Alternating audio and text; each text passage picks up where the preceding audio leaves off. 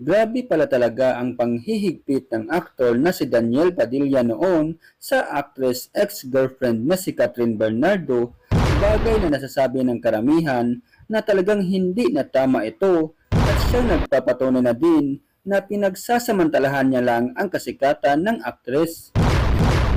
Ayon kasi kay Catherine, ay parang confident talaga si Daniel noon na hindi kaya ng nasabing aktres na mawala siya sa piling nito bilang boyfriend. Kaya lahat ng gusto nito ay sinusunod, bagay na mas lalong nagpalaki sa ulo ng aktor.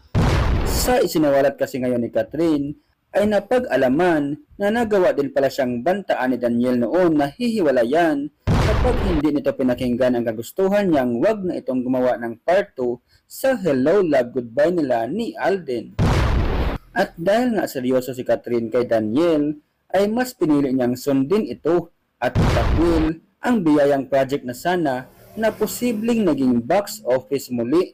Kasi nga, napakainit pa iyon sa mata ng publiko sa mga panahong iyon sa kadahilan ng bitin sila sa part 1.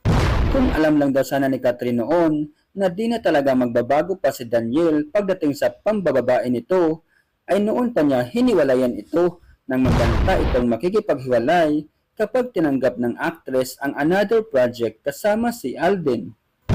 At ito ay para ipamukha sa aktor na nagkakamali na siya ng iniisip kung sakaling iniisip niyang kahit anong pasakit ang gawin niya kay Catherine, ay di siya iiwan nito dahil sobrang patay na patay ito sa kanya.